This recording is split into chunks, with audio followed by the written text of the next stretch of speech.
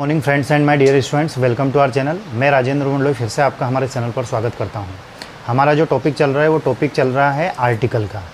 कल हमने ए और एन को अच्छे से एक्सप्लेन किया और साथ में उसके एग्जांपल्स भी किए। आज के इस वीडियो में हम आर्टिकल द का यूज़ पढ़ेंगे।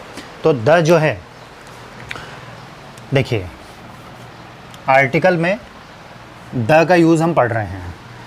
पिछली कक्षाओं में अभी तक हमने जो भी आर्टिकल्स के रूल्स पढ़े हैं उससे हम थोड़ा सा ऊपर लेवल पर जा रहे हैं। मतलब अब हम सिर्फ 11वीं 12वीं की तैयारी नहीं, हम आगे आने वाली कॉम्पिटिटिव एग्ज़ाम्स को भी मद्देनज़र रखते हुए जो हमें क्वालिफाई करना है उनके हिसाब से भी हम थोड़ा सा डिटेल में पढ़ने का प्रयास करेंगे। ठीक है दोस्तों, तो अब ज़्यादा टाइम वेस्ट ना करते हुए आज के वीडियो की शुरुआत करते हैं।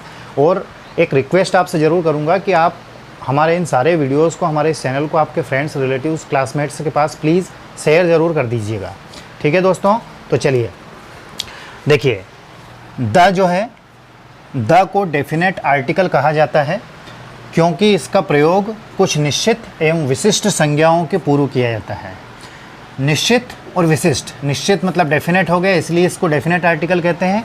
विशिष्ट मतलब कोई सी चीज़ विशेष संज्ञा हो। अब इसके कम से कम 25 से 30 रूल मैं आपको बताऊंगा। कोशिश करेंगे कि 1 या 2 वीडियो में ही इसको कवर कर दें, है ना। अच्छे से डिटेल में पढ़ने का प्रयास करेंगे और आपको समझाने का प्रयास करेंगे। पहला रूल इसका जो है, पदों के नामों के पूर्व, पद मतलब कोई सी भी पोस्ट है, जैसे प्रेसिडेंट की पोस्ट है तो उसके पहले द का प्रयोग होगा। प्राइम मिनिस्टर की पोस्ट है तो उसके पहले द का प्रयोग होगा। ठीक है, सिर्फ प्रेसिडेंट या प्राइम मिनिस्टर से ही मतलब नहीं है, कोई सी भी अगर पोस्ट है तो उसके पहले हम द का प्रयोग कर सकते हैं। दूसरा रूल इसका है, सार्वजनिक स्थानों के नाम के पूर्व, सार्वजनिक स्थानों के नाम के पूर्व भी हम द का प्रयोग करते हैं। सार्वजनिक मतलब जहाँ पर सभी जा सकते हैं, जैसे छोटे बच्चे भी जा सकते हैं, बड़े भी जा सकते हैं, बूढ़े भी जा सकते हैं। मान लीजिए एग्जाम्पल के तौर पे जैसे बस स्टॉप है तो बस स्टॉप पर सभी जा सकते हैं, दैट मीन्स सार्वजनिक। ठीक है, जैसे the bus stand, the market, the hotel, the park, सार्वजनिक स्थानों के नाम के पूर्व। अगला है, नदियों के नाम के पहले भी हम आर्टिकल द का यूज़ करते हैं। नदियाँ कौन कौन सी, जैसे the Ganga, the Yamuna, the Kaveri, the Krishna, जो भी, चाहे वो फॉरेन की नदी हो चाहे हमारी इंडियन रिवर हो तो भी हम उसके नाम के पहले द का प्रयोग करेंगे। जैसे आपने अमेज़ॉन का नाम सुना है तो अमेज़ॉन भी एक नदी का नाम है। ठीक है, अब मैं आपको थोड़ा सा डिटेल में बता देता हूँ कि अमेज़ॉन जो है कौन से देश की नदी है। अमेज़ॉन अमेरिका की एक नदी का नाम है। साथ में नील नदी जो कि longest river of the world कही जाती है, और थेम्स नदी ये इंग्लैंड की नदी है। तो इन नदियों के नाम के पूर्व भी हम आर्टिकल द का यूज़ करते हैं। ठीक है दोस्तों, इसके बाद में अगले रूल की बात करें तो चौथे नंबर पर हमने लिया है धार्मिक ग्रंथों के नामों के पूर्व। धार्मिक ग्रंथ की जो ग्रंथ हैं उनके नामों के पूर्व भी हम आर्टिकल द का प्रयोग करते हैं। जैसे रामायण है तो ये रिलीजियस बुक है, रिलीजियस मतलब धार्मिक, तो इसके पहले द का प्रयोग होगा। The Gita, the Quran, the Bible. ठीक है, अगला है, समाचार पत्रों के नामों के पूर्व भी आर्टिकल द का प्रयोग किया जाता है। जैसे जो भी न्यूज़पेपर्स हैं, द हिंदुस्तान टाइम्स, ये इंग्लिश न्यूज़पेपर ही मैंने लिए हैं। The Hindu, the times of India, हमारे इधर नई दुनिया, दैनिक भास्कर चलते हैं तो उनके नामों के पूर्व भी हम आर्टिकल का यूज़ करते हैं। ठीक है, अगला है, महासागरों के नाम के पूर्व। अब महासागर को अंग्रेजी में कहते हैं ओशियन। ठीक है, जैसे the Pacific Ocean, the Atlantic Ocean, the Indian Ocean, the Bay of Bengal. यहाँ पर एक वर्ड आया है बे, बे का अर्थ होता है खाड़ी। क्या अर्थ होता है, खाड़ी, जैसे बंगाल की खाड़ी। तो ये रूल्स हैं, इनको आप नोट भी करते जाइएगा क्योंकि ये ऑल टाइम आपके लिए फ़ायदेमंद रहेंगे। और भी बहुत सारे रूल हैं, ये रूल्स तो हो सकता है कि आपने पढ़े होंगे। आगे मैं आपको कुछ ऐसे रूल्स भी बताऊंगा जो शायद अभी तक आपने नहीं पढ़े होंगे, लेकिन कहने का तात्पर्य यही है कि हम अच्छे से डीपली पढ़ने का प्रयास कर रहे हैं ताकि आपकी सिर्फ 9वीं 10वीं 11वीं 12वीं की एग्ज़ाम ही नहीं, आगे आने वाली जो भी कॉम्पिटिटिव एग्ज़ाम है उनके लिए भी आपके लिए यूज़फुल हो। ठीक है, नेक्स्ट रूल की ओर चलें तो रूल नंबर 7 है, पहले आप इनको नोट कर लेना, मैं अच्छे से डिटेल में आपको अभी क्लियर कर दूंगा। दो कॉम्परेटिव एडजेक्टिव या एडवर्ब एक साथ जोड़े के रूप में आते हैं तो उनके पूर्व द का प्रयोग होता है या यूज़ होता है। तो सबसे पहले तो हम ये समझ लेते हैं कि कॉम्परेटिव एडजेक्टिव क्या होते हैं। देखिए, आपने पढ़ा है जैसे गुड, बेटर और बेस्ट, ये आपने पढ़े हैं, है ना। तो ये जो हैं ये एडजेक्टिव हैं। क्या है? एडजेक्टिव। एडजेक्टिव में ये पॉजिटिव, ये कॉम्परेटिव और ये सुपरलेटिव।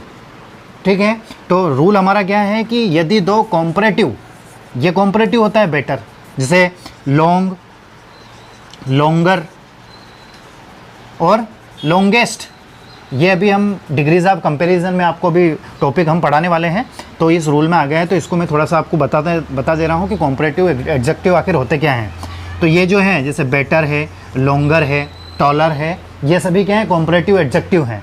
तो रूल हमारा ये है कि यदि दो कॉम्परेटिव एडजेक्टिव या एडवर्ब एक साथ जोड़े के रूप में आते हैं तो उनके पूर्व द का प्रयोग होता है।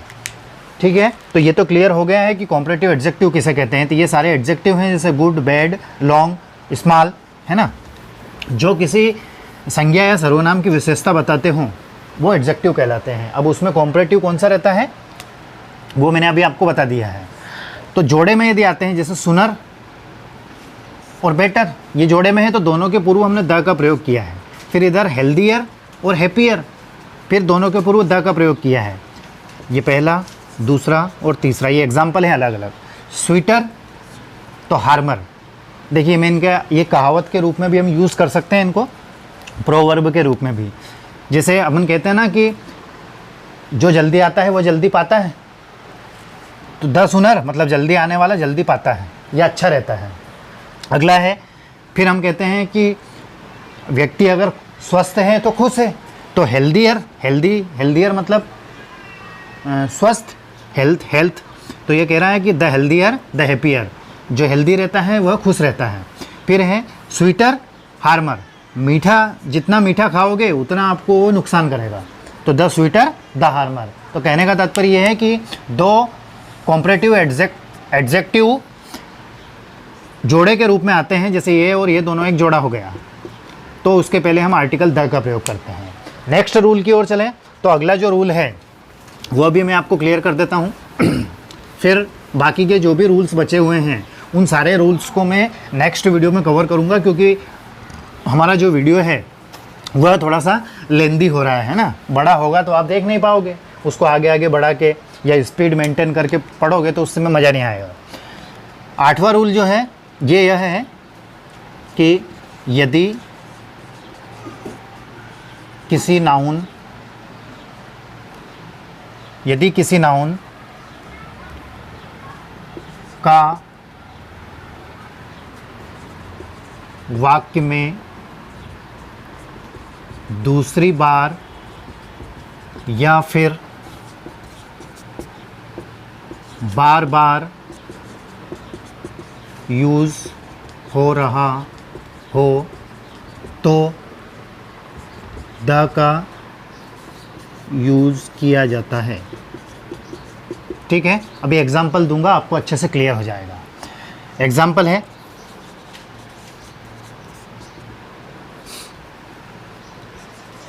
Mister Verma has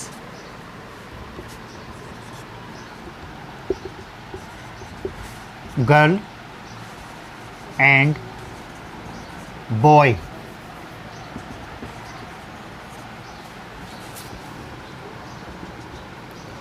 Girl is about 5 and boy is about 7। अब यहाँ पर दिया गया है कि यूज़ ऑफ आर्टिकल, मतलब ए एंड द में से किसी एक का प्रयोग करना है। ठीक है, तो देखिए अब मैंने क्या बोला है कि यदि किसी